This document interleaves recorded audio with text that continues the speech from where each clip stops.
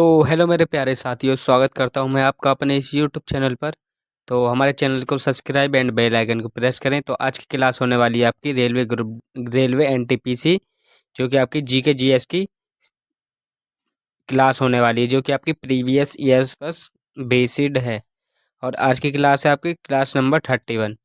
तो इसमें हमने चलिए साइंस के जीके जीएस के प्रीवियस ईयर के क्वेश्चन लिए हैं, जो कि आपकी एनटीपीसी ग्रुप डी व बाकी सभी रेलवे की एग्जाम के लिए बहुत ज़्यादा इंपॉर्टेंट क्वेश्चन होने वाले हैं। जीके जीएस की पीवाई के क्वेश्चन वन लाइनर, इससे आपका 99% पेपर फंसने वाला है इन्हीं क्लासों से। यह क्लास आपकी RPF, NTPC, group D, JE LP technician के सभी स्टूडेंट के लिए इम्पोर्टेंट क्लास होने वाली है। तो चलिए स्टार्ट करते हैं अपने इस क्लास को। उससे पहले हमारे चैनल को सब्सक्राइब एंड बेल आइकन को प्रेस करें, ताकि आने वाली हर एक वीडियो आपको समय से प्रोवाइड हो सके। तो चलिए स्टार्ट करते हैं अपने पहले क्वेश्चन से।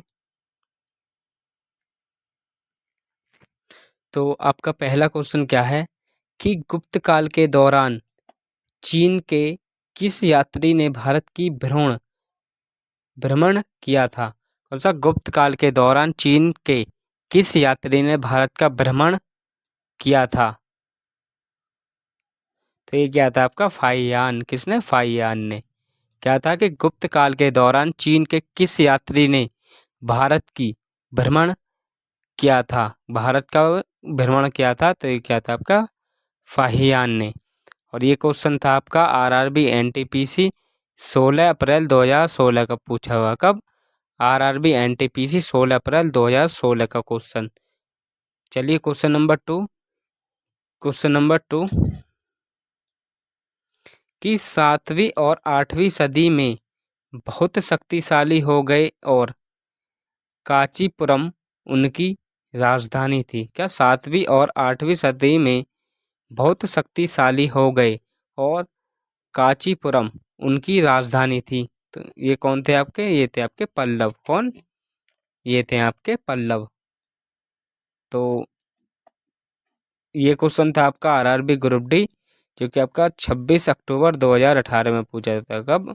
26 अक्टूबर 2018 की परीक्षा में पूछा था।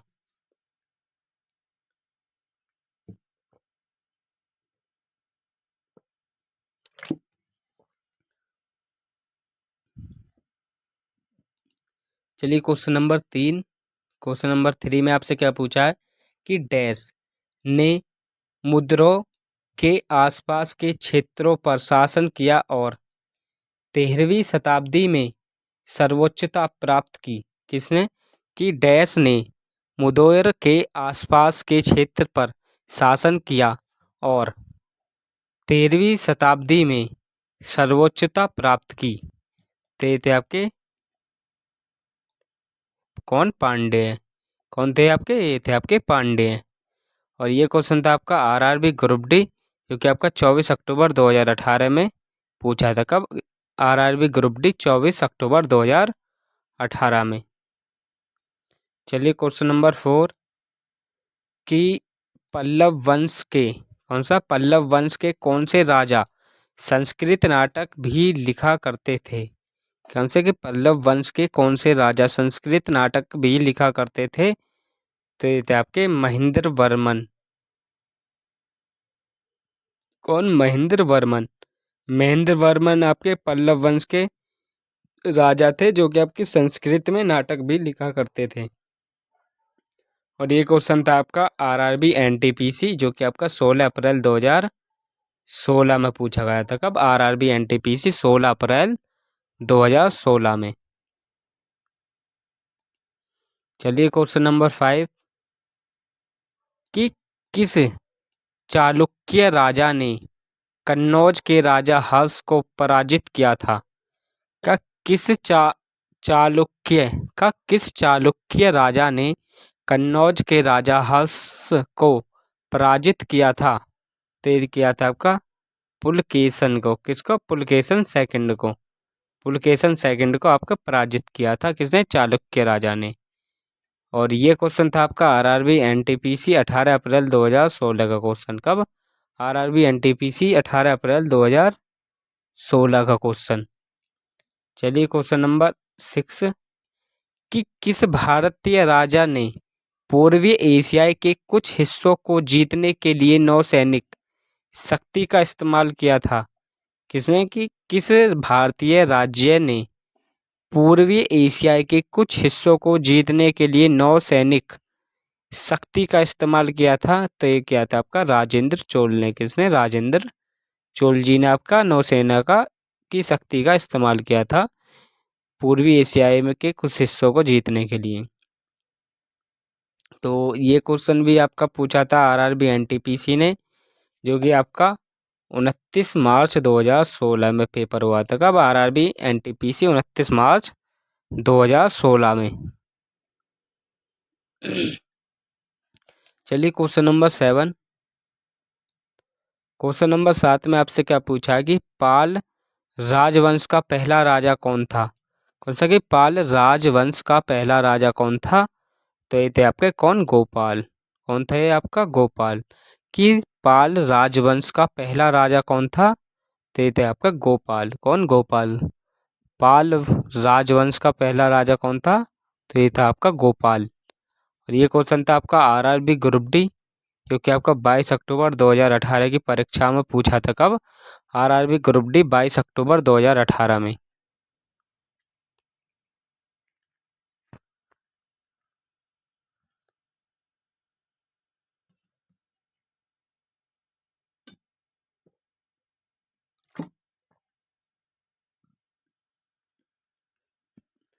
चलिए क्वेश्चन नंबर 8 कि इंडिका के लेखक हैं। कौन सा? इंडिका के लेखक कौन हैं? तो ये आपके मैगथनीज। कौन सा? मैगथनीज। इंडिका के लेखक मैगथनीज। इंडिका के लेखक कौन है? मैगथनीज। मैगथनीज। और ये क्वेश्चन था आपका आरआरबी जेई 2014 का क्वेश्चन। कौन सा? आरआरबी जेई 2014 का क्वेश्चन। चलिए क्वेश्चन नंबर 9। क्वेश्चन नंबर 9 में आपसे क्या पूछा कि तमिल कवि।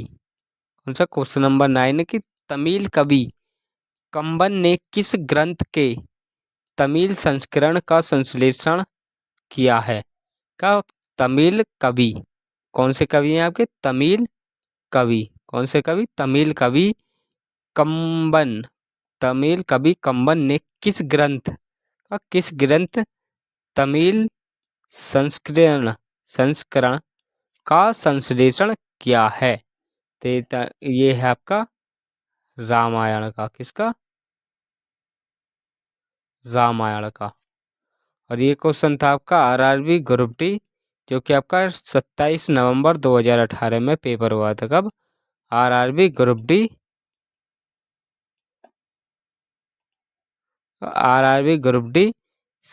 27 नवंबर 2018 में पेपर हुआ था। कब? आरआरबी ग्रुप डी 27 नवंबर 2018 का पेपर।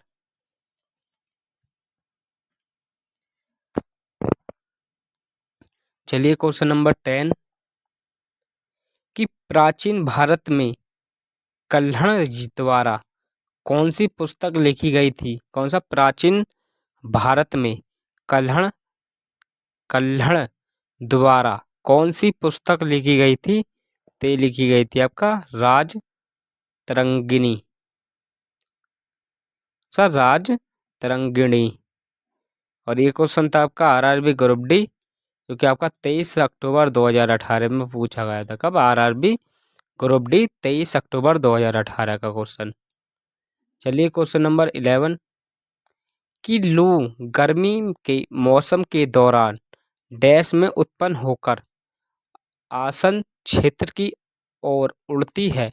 का? लू गर्मी के मौसम के दौरान में डैश में उत्पन्न होकर आसन क्षेत्र की ओर उड़ती है। तो ये आपकी कहाँ पर? राजस्थान में।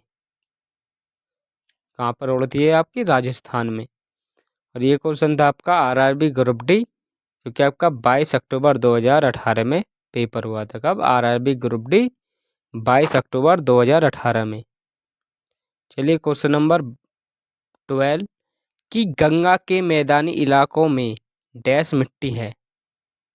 गंगा के मैदानी इलाकों में डैश मिट्टी है, कैसी मिट्टी होती है? तो ये होती है आपकी कछारी। कौन सी? कछारी मिट्टी। गंगा के मैदानी इलाकों में कौन सी मिट्टी होती है? आपकी कछारी। और ये क्वेश्चन था आपका आरआरबी ग्रुप डी 12 दिसंबर 2018 का क्वेश्चन। कब? आरआरबी ग्रुप डी 12 दिसंबर 2018 का क्वेश्चन।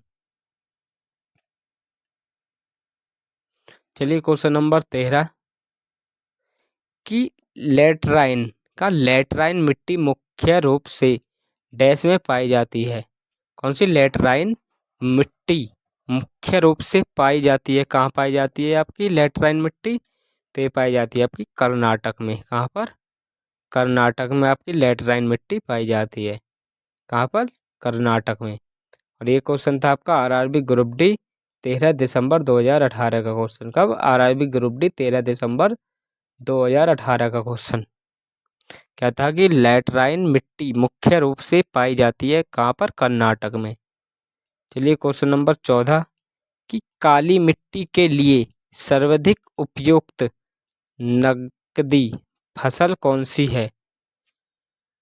काली मिट्टी के लिए सर्वाधिक उपयुक्त नकदी फसल कौन सी है?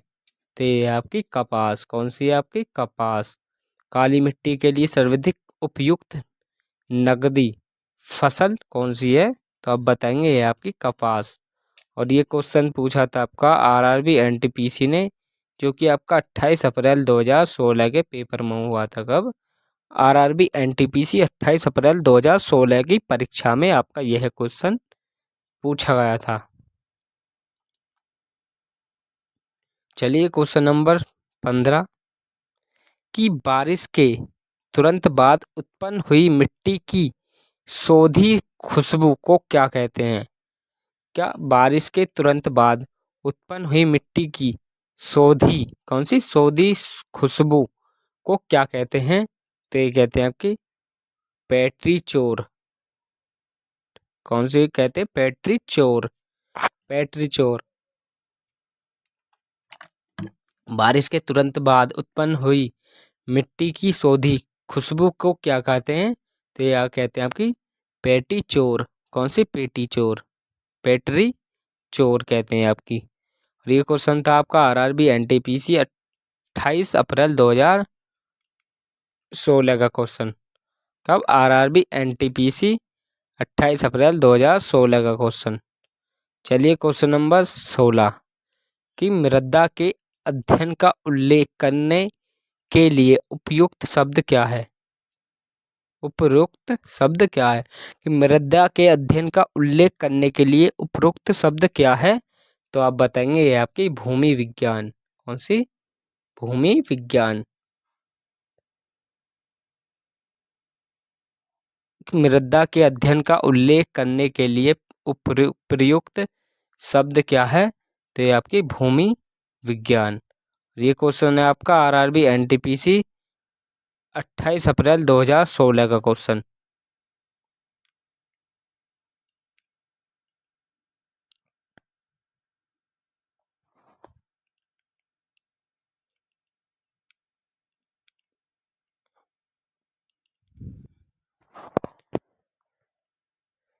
कब का क्वेश्चन है आपका? आरआरबी एनटीपीसी 28 अप्रैल 2016 का। क्या था कि मृदा के अध्ययन का उल्लेख करने के लिए प्रयुक्त शब्द क्या है? तो ये आपकी भूमि विज्ञान। चलिए क्वेश्चन नंबर 17 कि करेवा जो मिट्टी ऑब्लिक गाद का एक प्रकार है किस भारतीय राज्य में पाई जाती है? बताइए। जो आपकी मिट्टी या गाद का एक प्रकार है, जो किस भारतीय राज्य में पाई जाती है? तो आप बताएंगे पाई जाती है आपकी जम्मू एंड कश्मीर में। कहाँ पर? जम्मू व कश्मीर में। और ये क्वेश्चन था आपका आरआरबी ग्रुप डी 19 सितंबर 2018 का क्वेश्चन। कब? आरआरबी ग्रुप डी 19 सितंबर 2018 का क्वेश्चन। चलिए क्वेश्चन नंबर 18 कि पुरानी जलोढ़ मिट्टी को डैश के रूप में जाना जाता है। का? पुरानी जलोढ़ मिट्टी को डैश के रूप में जाना जाता है? तो जाना जाता है आपके बागर के। किसके? बागर। पुरानी जलोढ़ मिट्टी को डैश के रूप में जाना जाता है, किसके? तो ये जाना जाता है आपके बागर के रूप में। और ये क्वेश्चन है आपका आरआरबी ग्रुप डी 11 अक्टूबर 2018 का क्वेश्चन। कब? आरआरबी ग्रुप डी 11 अक्टूबर 2018 का क्वेश्चन। चलिए क्वेश्चन नंबर 19 की अधिकांशत डैश रेत और गाद द्वारा नदियों और समुद्र लहरों द्वारा जमा किए गए हैं। तो ये आपके जलोढ़ मिट्टी। कौन सी? जलोढ़ मिट्टी। और ये क्वेश्चन था आपका आरआरबी एनटीपीसी 27 अप्रैल 2016 का। कब? आरआरबी एनटीपीसी 27 अप्रैल 2016 का क्वेश्चन है आपका। और क्वेश्चन नंबर 20 कि सभी प्रकार की मिट्टी के गठन के डैश मूलभूत सामग्री पेरेंट मटेरियल हैं। तो ये कहेंगे आपका पानी के बहाव से लाई हुई मिट्टी या रेत। कौन सा? पानी के बहाव से लाई हुई मिट्टी या रेत। और ये क्वेश्चन था आपका आरआरबी एनटीपीसी ग्रुप डी 26 अप्रैल 2016 का question.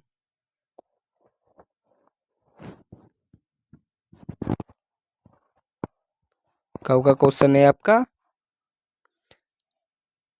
RRB NTPC group D 26 अप्रैल 2016 का क्वेश्चन।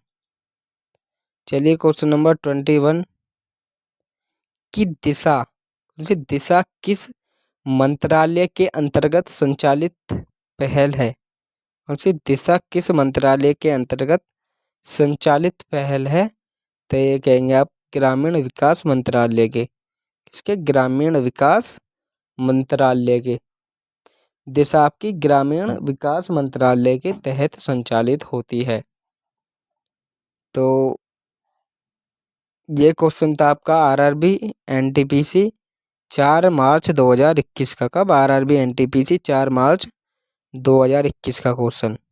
क्या था कि दिशा किस मंत्रालय के अंतर्गत संचालित पहल है?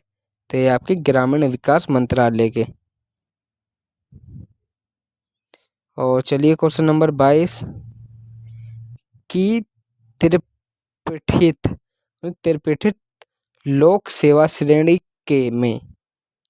सेवा श्रेणी में किस कार्य के लिए न्यूयॉर्क टाइम्स को पुलित्जर पुस्तक 2021 से सम्मानित किया गया था?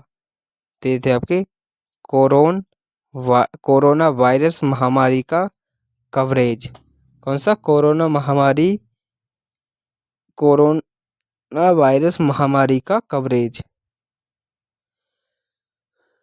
और ये क्वेश्चन था आपका आरआरबी एनटीपीसी सीबीटी 2 16 जून 2022 का क्वेश्चन। कब? आरआरबी एनटीपीसी सीबीटी 2 16 जून 2022 का क्वेश्चन।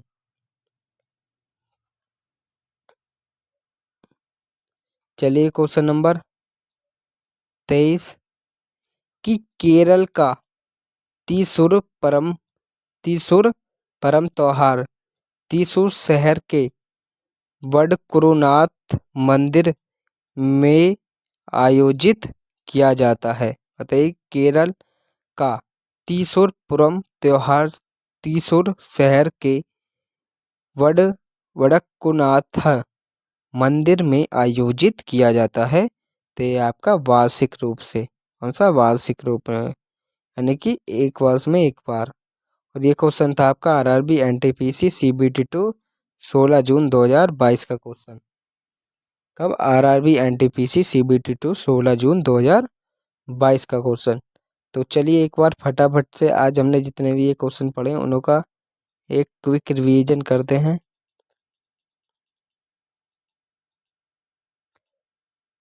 तो चलिए पहला क्वेश्चन क्या था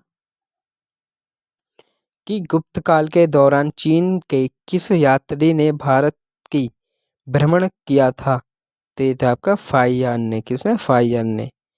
क्वेश्चन नंबर 2 क्या था कि 7वीं और 8वीं सदी में बहुत शक्तिशाली हो गए और कांचीपुरम उनकी राजधानी थी, तो ये थे आपके पल्लव। कौन? पल्लव के। चलिए क्वेश्चन नंबर 3 क्या था कि डैश ने मुदौर के आसपास के क्षेत्र पर शासन किया और 13वीं शताब्दी में सर्वोच्चता प्राप्त की, तो ये थे आपके पांड्य। कौन? पांड्य। क्वेश्चन नंबर 4 क्या था कि पल्लव कौन सा पल्लव वंश के कौन से राजा संस्कृत नाटक भी लिखा करते थे, तो ये थे आपके महेंद्र वर्मन। कौन? महेंद्र वर्मन। क्वेश्चन नंबर 5 कि किस चाणक्य राजा ने कन्नौज के राजा हर्ष को पराजित किया था, तो ये थे आपके पुलकेशन। किसने? पुलकेशन सेकंड ने। और क्वेश्चन नंबर 6 के किस भारतीय राजा ने पूर्वी एशिया के कुछ हिस्सों को जीतने के लिए नौसैनिक शक्ति का इस्तेमाल किया था, तो ये थे आपके राजेंद्र चोल ने। क्वेश्चन नंबर 7 क्या था कि पाल राजवंश का पहला राजा कौन था, तो ये था आपका गोपाल। 8 क्या था कि इंडिका के लेखक हैं, तो ये थे आपके मैगस्थनीज। मैगस्थनीज। क्वेश्चन नंबर 9 क्या था कि तमिल कवि कंबन ने किस ग्रंथ के तमिल संस्करण का संश्लेषण किया है, तो ये आपका रामायण ने। इसमें रामायण में। 10 क्या था कि प्राचीन भारत में कल्हण द्वारा कौन सी पुस्तक लिखी गई थी, तो ये लिखी गई थी आपकी राज राजतरंगिणी। 11 क्या था कि लू गर्मी के मौसम के दौरान डैश में उत्पन्न होकर आसन क्षेत्र की ओर उड़ती है, तो ये उड़ती है आपकी राजस्थान। 12वां क्या था कि गंगा के मैदानी इलाकों में डैश मिट्टी है, तो ये आपकी कछारी। कौन सी है? कछारी। 13वां क्या कि लेटराइन मिट्टी मुख्य रूप से पाई जाती है, कहाँ पाई जाती है आपकी लेटराइन मिट्टी, तो ये पाई जाती है आपकी कर्नाटक में। कहाँ पर पाई जाती है? आपकी कर्नाटक में। क्वेश्चन नंबर 14 क्या था कि काली मिट्टी के लिए सर्वाधिक उपयुक्त नकदी फसल कौन सी है, तो ये आपकी कपास। क्वेश्चन नंबर 15 क्या था कि बारिश के तुरंत बाद उत्पन्न हुई मिट्टी की सोंधी खुशबू को क्या कहते हैं, तो ये कहते हैं आपकी पैट्री चोर। कहा कहते हैं? पैट्री चोर। जो बारिश के बाद में खुशबू उत्पन्न होती है उसको कहते हैं पैट्री चोर। 16 क्या कि मृदा के अध्ययन का उल्लेख करने के लिए प्रयुक्त शब्द क्या है, तो ये आपके भूमि विज्ञान। क्या है? आपकी भूमि विज्ञान। क्वेश्चन नंबर 17 क्या है कि करेवा जो मिट्टी या गाद का एक प्रकार है, किस भारतीय राज्य में किस भारतीय राज्य में पाई जाती है, तो ये पाई जाती है आपकी जम्मू व कश्मीर में। 18 में क्या है कि पुरानी जलोढ़ मिट्टी को डैश के रूप में जाना जाता है, तो ये जाना जाता है आपकी बागर के। किसमें? कि पुरानी जलोढ़ मिट्टी को किसके रूप में, तो ये जाना जाता है आपके बागर के। इसके बागर के रूप में। 19वां क्या है कि अधिकांशतः अधिकांशतः डैश रेत और गाद द्वारा नदियों और समुद्री लहरों द्वारा जमा किए गए, तो ये किए जाते हैं आपकी जलोढ़ मिट्टी। कौन सी? जलोढ़ मिट्टी। 20वां क्या है कि सभी प्रकार की मिट्टी के गठन के डैश मूलभूत सामग्री है, तो ये आपकी पानी के बहाव से लाई हुई मिट्टी या रेत।